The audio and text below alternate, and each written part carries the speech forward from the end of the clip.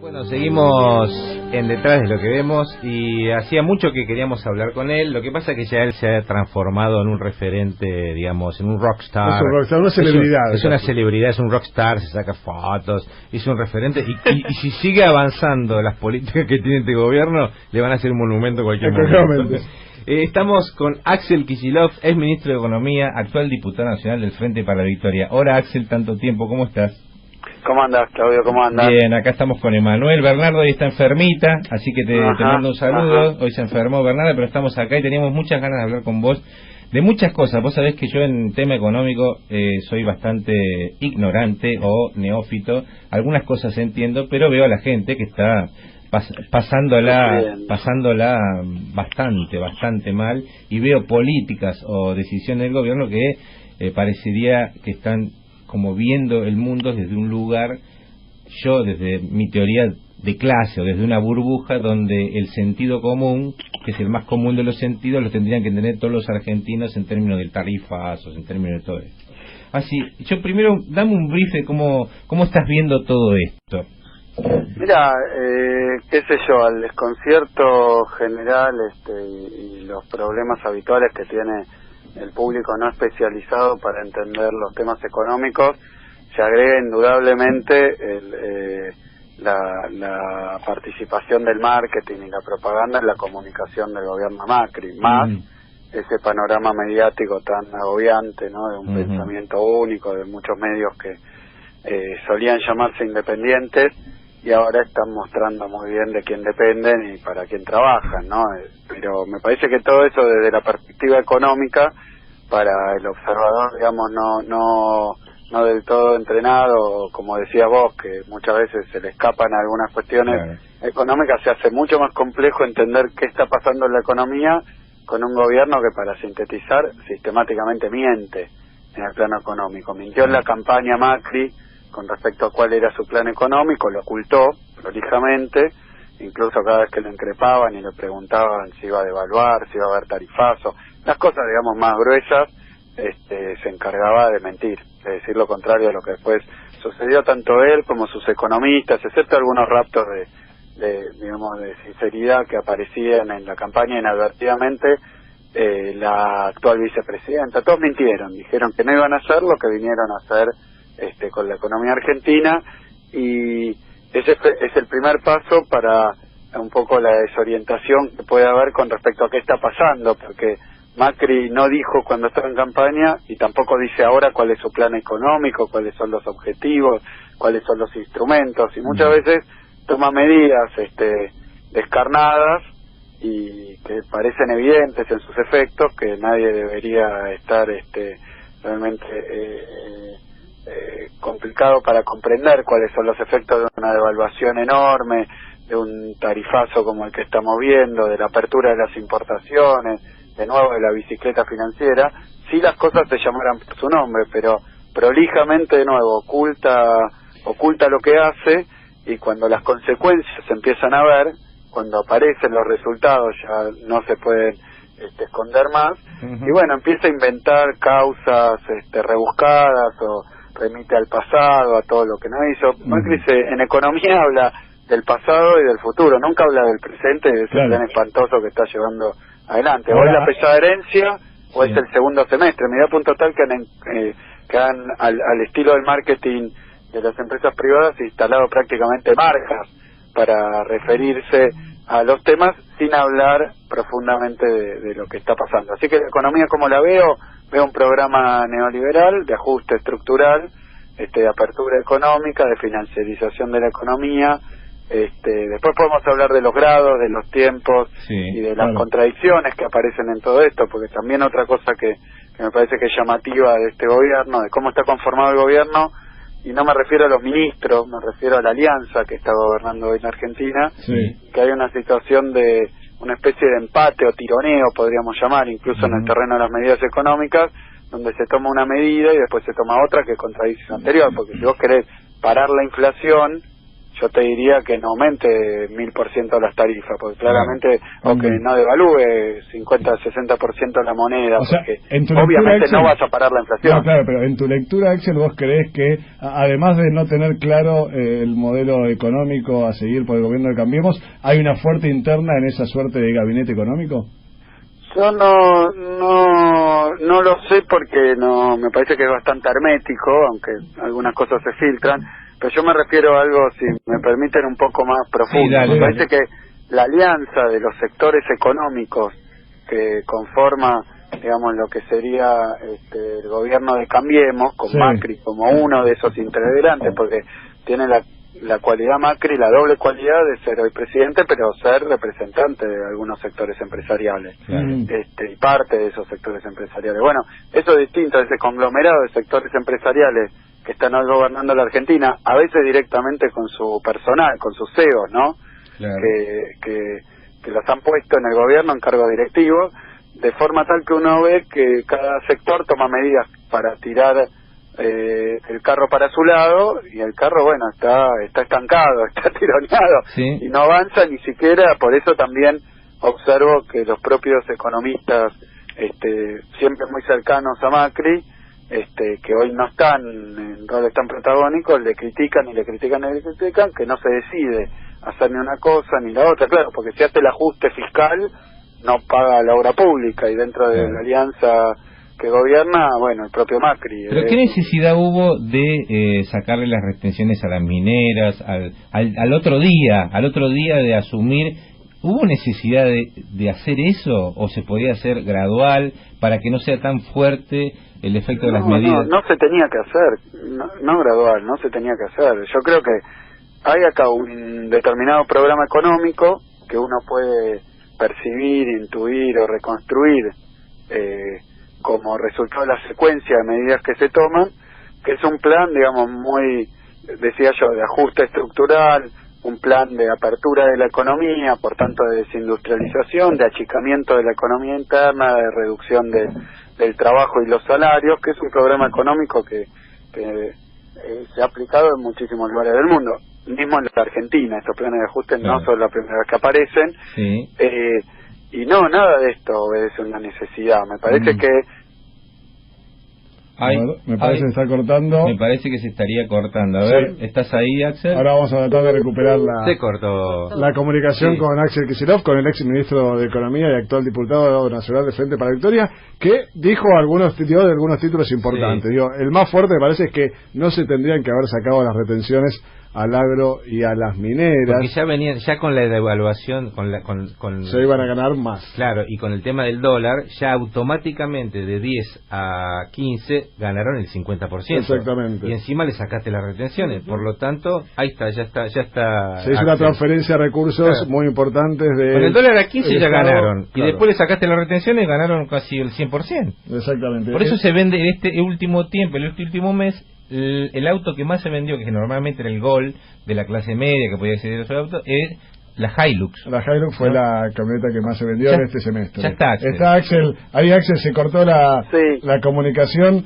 Estaba desarrollando una idea. Un lindo dato el de la venta de la Hilux. Por lo que iba a decir, me parece que es un plan de concentración de la riqueza, un plan de distribución del ingreso, porque siempre las medidas de gobierno contribuyen a modificar la distribución del ingreso. Si hubiera libre mercado, el gobierno no estaría, como lo hace a través de a dónde dirige los gastos y a quién le cobra los impuestos. En ese sentido, lo que observamos es que a los sectores privilegiados cada vez se le cobran menos impuestos. Ahora, sobre lo que decían de las retenciones a las mineras, a las ojeras, a los exportadores en general, esa reducción no tiene más sentido que cobrar menos impuestos a los que más tienen. Y de la misma manera, en esta traficaron dentro de la ley de los jubilados para el pago de las sentencias pendientes, y el blanqueo, levantar, o sea, dejar de cobrar impuesto a los bienes personales, que es uno de los impuestos, si no el más progresivo, para que entienda todo el mundo. Los impuestos son progresivos y le cobran más a los que más tienen. Por eso se dice el IVA es un impuesto regresivo, porque lo pagan todos, pero no solo eso, como los de bajos ingresos consumen más parte de lo que ganan, entonces el impuesto le pega más todavía. Permíteme una cosita, que justo estás hablando de un tema que te quería hacer escuchar un audio.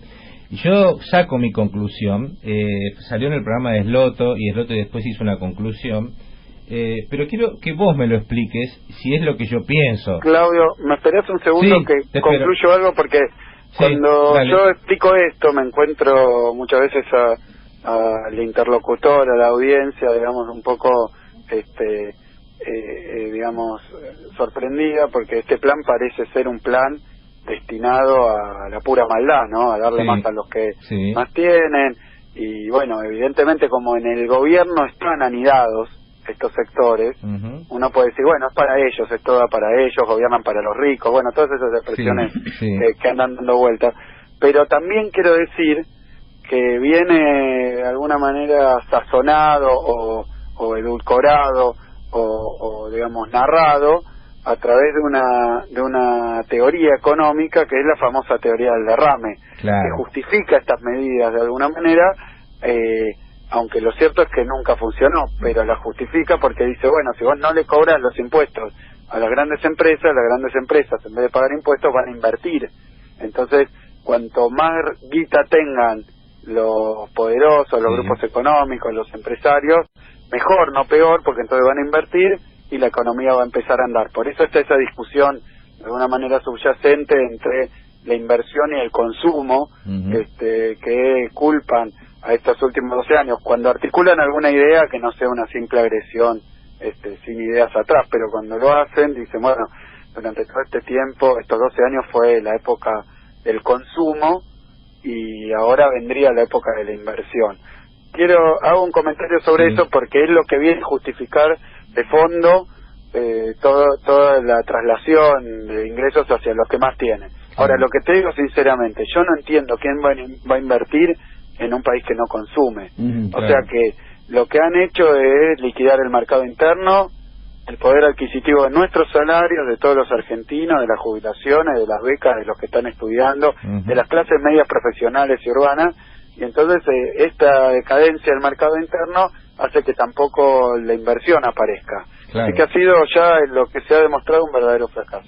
Bueno, mira, te hago escuchar esto que tiene mucho que ver con lo que estás diciendo, justamente. A ver, lo tengo en mi teléfono, a ver si lo vamos a escuchar. Mira, la semana pasada. Macri. Todos saben también que empezamos una etapa de la verdad, del sinceramiento, y este sinceramiento fiscal es el último. Entonces, necesitamos que aquellos que creyeron que tenían que protegerse de un Estado que los quería estafar, entiendan que ahora es un Estado que va a respetar la ley y los derechos de la gente. Bueno, a ver, explícamelo, yo lo entendí, pero explícaselo a la gente, ¿qué quiso decir? No, está publicitando el blanqueo. Sí. Pero él está diciendo que el Estado era ilegal por controlar a los evasores. ¿Estaría diciendo eso? Ahí, digamos, patina o surfea o camina por esa cornisa que para mí tiene que ver como con muchas de las piezas oratorias que le hemos escuchado a Macri, con una visión muy del lado empresarial. Habla como patrón, digamos. Y para alguna parte, porque tampoco hay que ensañarse, digamos, con los empresarios en general. Hay un montón de pymes en la Argentina, incluso empresas medianas, grandes, que han invertido, les ha ido bien y han estos 12 años prosperado como pocas veces en la historia. Ahora, lo que dice es, antes te cobraban los impuestos, me parece, sobre tus bienes, pero no se sabe por qué lo usaban. Ahora vamos a tener un Estado transparente, pero debería decir otra cosa, ahora no te vamos a cobrar impuestos prácticamente.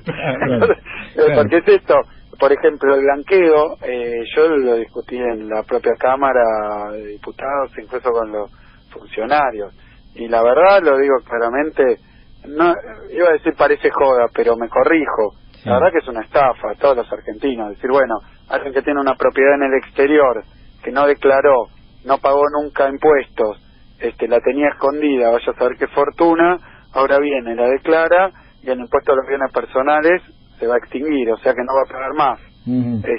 Paga ahora algo que creo que es un 5%, un valor que también habrá que ver cómo se declara y cómo se constata.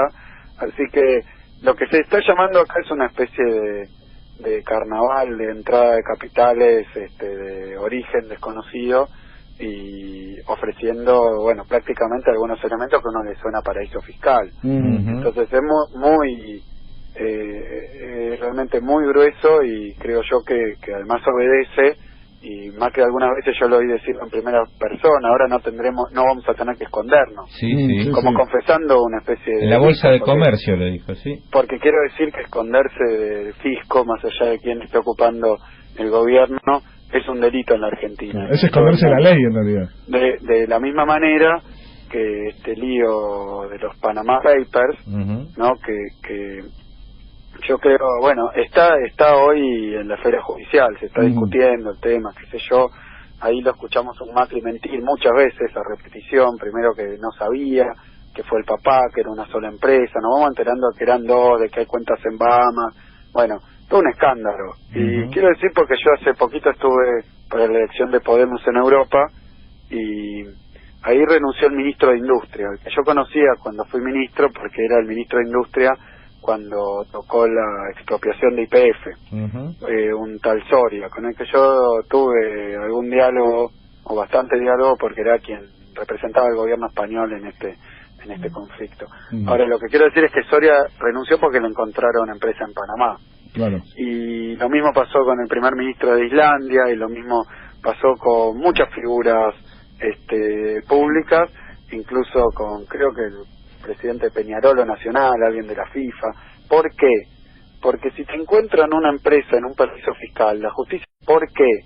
Porque si te encuentran una empresa en un paraíso fiscal, la justicia va a poder investigar muchísimo y llevar una larga pesquisa pidiendo documentación. Pero el paraíso fiscal lo que hace es esconder esa información, o sea que probablemente nunca tengamos información. Más digo, esa información no se produce muchas veces, porque como se arma una empresa en Panamá, uno entra a internet, lo leía el otro día en una narración, uno entra a internet, pone su nombre, el nombre de la empresa, paga $1.000 con la tarjeta y te abrieron una empresa, y después $600 por mes, me parece, mantenimiento. Una cosa así, esto habría que corroborarlo, pero el tema es que nunca más tiene que pagar ningún impuesto, con lo cual tiene la empresa, que es una cáscara con la cual se hacen operaciones, y uno puede después comprar un bien en un país y ponerlo a nombre de esa empresa que no paga ningún impuesto en Panamá, y no tiene que llevar los libros ni de actas ni contables, porque los libros esos se llevan sobre todo para control del Estado, por eso son libros públicos, pero si no se cobran impuestos. Lo que quiero decir, ¿por qué han renunciado? Yo no estoy refiriéndome a qué debería hacer Macri, digo lo que pasó en todo el mundo. Renunciaron cuando le encontraron empresa en paraísos fiscales, porque solamente si uno quiere esconder plata, y si esa plata tiene un origen espurio, o si quiere evadir impuestos, abre una empresa en Panamá.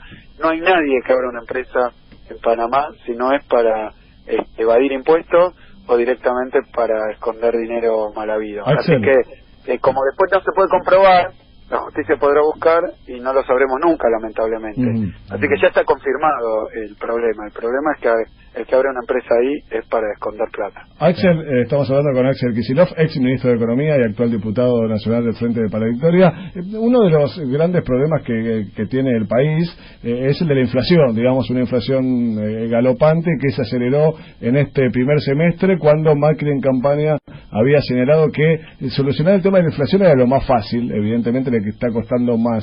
La política económica del macrismo respecto de la inflación, ¿la podemos considerar un fracaso en este primer semestre? Mira, me remito a los hechos, ¿no? Dijeron que iba a bajar la inflación inmediatamente, y yo creo que esto ya es un debate, digamos, una discusión entre economistas, pero por una equivocación garrafal acerca de cuáles son las causas de la inflación.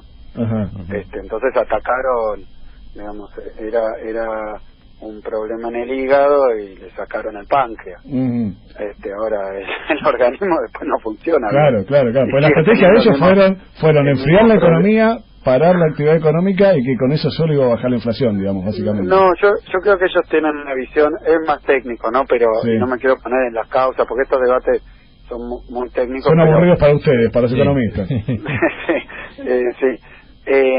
Pero ellos tenían una visión monetaria de la inflación, y pensaban que el déficit fiscal era cubierto con la emisión monetaria, y entonces eso generaba inflación, y lo que vivieron en su propia piel, digamos, es que la devaluación en la Argentina se traslada a los precios.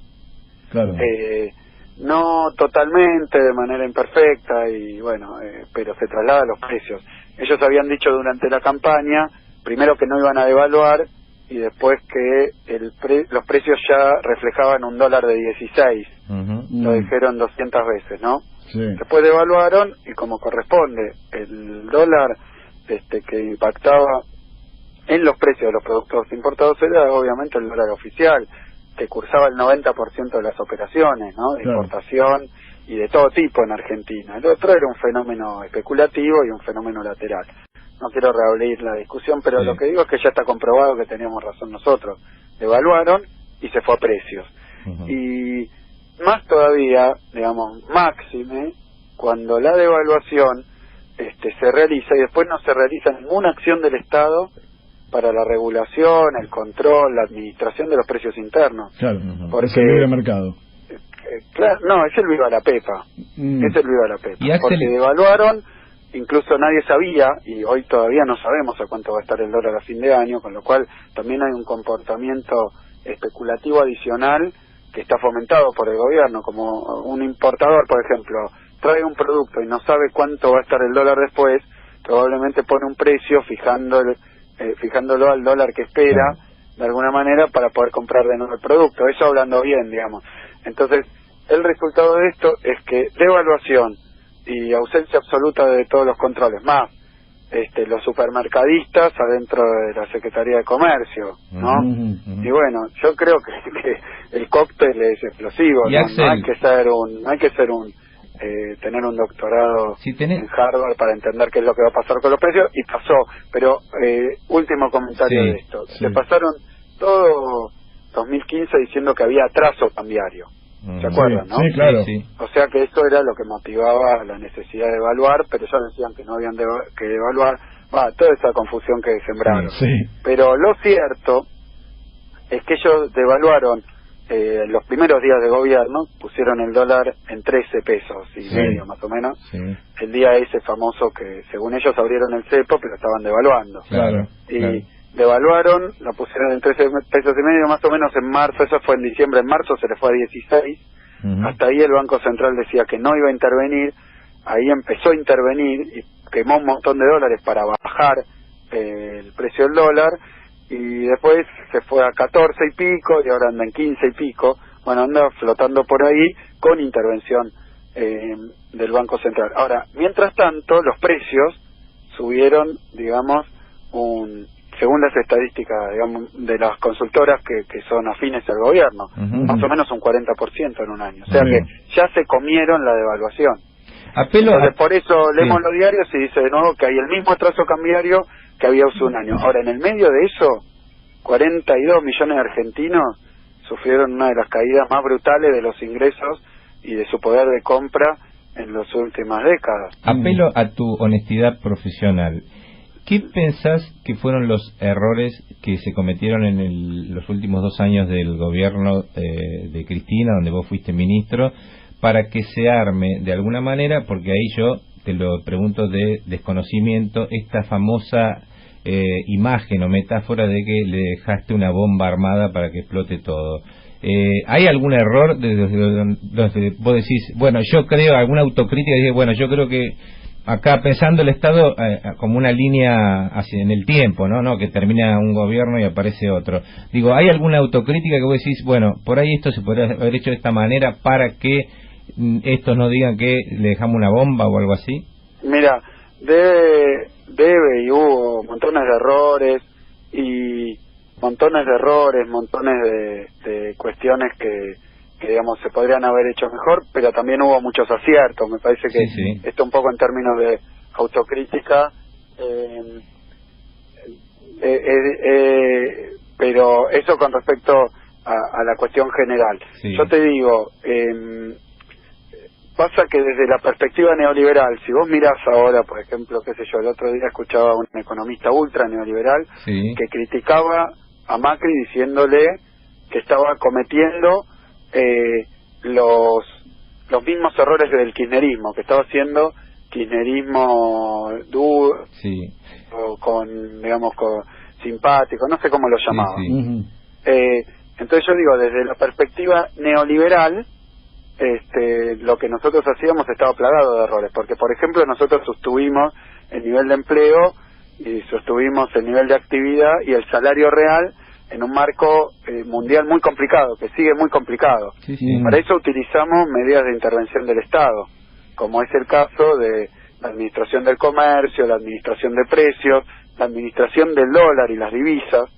Es decir, todo eso nosotros lo usamos. Empleamos todos los instrumentos que teníamos con el objetivo de mantener el nivel de vida de los argentinos y que la gente no se quedara sin laburo o no tuviera los dramas que tiene ahora cuando va al supermercado o tiene que pagar la cuenta de gas.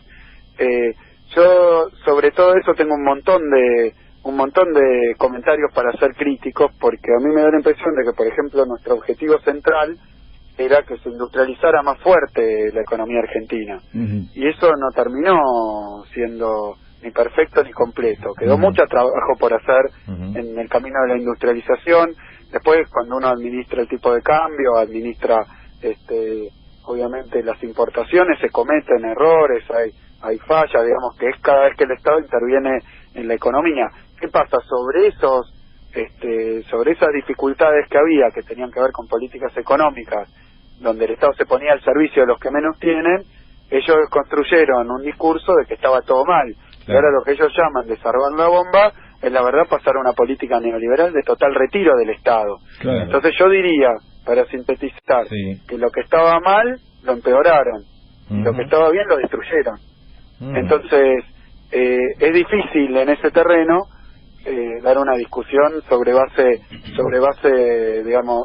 comunes, porque lo que estaba mal lo empeoraron. Es decir, si a ellos les molestaba que la economía argentina tenía una industria débil, pymes que no eran competitivas, bueno, lo destruyeron. Entonces, ahora, lo que yo marcaría como insuficiencia en algunos puntos, pero bueno, lo podemos llamar autocrítica, errores, porque no se llegó, no se pudo, ellos lo ven como un desastre porque no quieren este modelo de país, no quieren un país que crezca, que tenga industria, que sea inclusivo, sino que quieren un país que esté abierto a la entrada y salida de capitales, a la especulación financiera. Quieren un país, sí, por supuesto, que vengan inversiones del exterior porque se le ofrecen todos los beneficios, pero bueno, muchas veces esas inversiones no vienen a poner una fábrica, vienen a comprar algo que ya existe y a veces a desmantelarlo para meter sus productos de afuera. O sea que hay que tener mucho cuidado. Lo mismo les debe haber parecido que nuestra política de integración regional, que yo también puedo hacer una autocrítica ahí muy fuerte, porque yo creo que se logró mira, Lula, Chávez, ahora en el Patria se va a hacer un homenaje, Cristina, Néstor, Evo, Mujica, bueno, todos los gobiernos de la región tuvieron una muy fuerte Dilma, una muy fuerte integración política, celebraron muchas cosas, evitar hasta golpes de Estado en la región, pero la integración económica y productiva fue insuficiente. Nos faltaron políticas para profundizar y lograr eso. Y yo soy muy crítico de lo que pudimos hacer y de nuestra propia política, porque no alcanzamos. Es complicado, por supuesto que es deficiente, pero hay que ser crítico con esto, sobre todo porque estamos trabajando nosotros no para hacer la autopsia de algo que otro le gustaría que no ocurriera más, sino trabajando para mejorar, para ver cuáles fueron las dificultades, cuáles fueron los errores, cuáles fueron los factores que actuamos insuficientemente para hacerlo mejor la vez que viene. Bueno, vos sabés que este programa logra cosas importantes, por ejemplo, tener un diálogo con un diputado y poder escucharlo y no interrumpirlo, y escucharlo, ir aprendiendo, ir discutiendo. Pero tenemos a una persona que te quiere saludar acá, Axel, pero que se ha transformado. Tenemos a la señora Mirta Legrand, que se ha hecho peronista acá con nosotros, y te quiere saludar porque te quiere invitar a la mesa. No sé si... Buenas tardes, compañero, ¿cómo está? ¿Qué tal, querido? Bien, bien, me gusta que se ría, porque más allá de todo, la alegría siempre ha sido nuestra, Claro que sí, lógico. Hace más de 40 días que lo digo, sí. Empezó como Mirta y ahora no sé, se está bajando del bus. Se copó. ¿Dónde es tu cuéntele? Se baja del bus, Mirta Legrande. ¿Ves? Sí. No, pero además, ¿sabe qué? Cuando los vi correr a todos por derecha, los vi a todos a la derecha mía, dije, claro, no, acá hay algo que está mal. Entonces, bueno, directamente me di cuenta de lo que bueno, hágale la invitación a Axel. A ver, claro, compa, lo quiero invitar porque no, el tema es así, compita. Este fin de semana estamos haciendo una actividad que es la cena. Bueno, la cena que yo hacía en Canal 13 la vamos a hacer en vivo por Telesur. Y lo quería invitar, la vamos a estar haciendo en Villudaondo, en Ituzaingó, ahí en la sociedad de fomento que queda en Las Cabañas y La Refalosa. Sí. Así que lo quería invitar a ver si se quiere sumar a la mesa. Vamos a servir choripán de entrada y después vamos polenta con queso. De este cambio tan importante de la señora Mirta.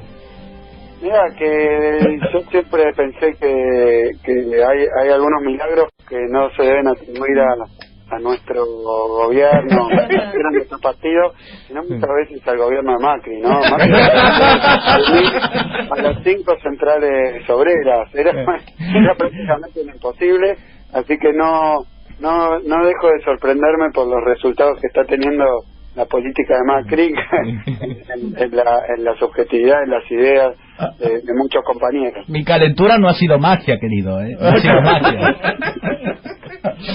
¿Con quién va a estar? La boleta del gas, de la luz, no obedece a banderas partidarias, ¿no? Llega igual. Claro, ¿con quién va a estar invitado Axel este sábado? Vamos a hacer una mesa muy especial porque viene Luis Delía, viene también Nilda Garrey, vamos a sumar también a la mesa Gabriel Mariotto. Va a ser una noche impresionante, señores, una noche increíble, una mesaza compañera. ¿Viste qué tal? ¿Viste? No todo fue magia. Es más probable que baje la inflación a que se conforme esa mesa. ¿Sabe quién es mi productor, Axel? Mi productor ahora es Martín García. Estamos haciendo la western que el en vivo. ¿Qué le parece, querido? Bueno, Axel, te agradecemos y también la buena onda para meterte con el sentido del humor de acá de Agustín López Núñez. Y no te quiero leer otra cosa que dijo Piazza hoy. No, porque esta no es llegado. Esto no es un milagro. Esto no es un milagro del gobierno de Mauricio Macri, sino del mismísimo Axel Kicillof, porque Roberto Piazza, ustedes saben, el modista, dijo que tendría un touch and go con Axel Kicillof. ¿Escuchaste, Axel? No, te lo juro. Pero de esto escucha, en el terreno platónico. Voy a procesar la noticia. Pero escucha, pará. Hicieron una entrevista y dice. Esto es el Infobae. El Infobae, el periodista le dice: en el terreno platónico. Un medio de economía. Claro, en el terreno platónico, si tuvieras una affair con algún político argentino, ¿con quién sería? ¿Una affair? No, sería un touch and go, como dice mi querida madrina Moria, que la adoro. ¿Con quién? Me preguntan. Me van a matar, pero lo digo solamente por un tema sexual. Está lindo Kicillof, pero igualmente sería un touch and go. Lo dijo Roberto Piazza, ¿tenés algo para decir? Sí, que nosotros somos el gobierno del matrimonio igualitario, están felizmente casados y se trata de alguien sexo opuesto, pero bueno, somos un gobierno, la verdad que a mí me alegran estas expresiones libres de cualquier tipo. Así buenísimo. Bueno, Axel, muchísimas gracias por tu tiempo. Hasta luego. Un abrazo, compañero.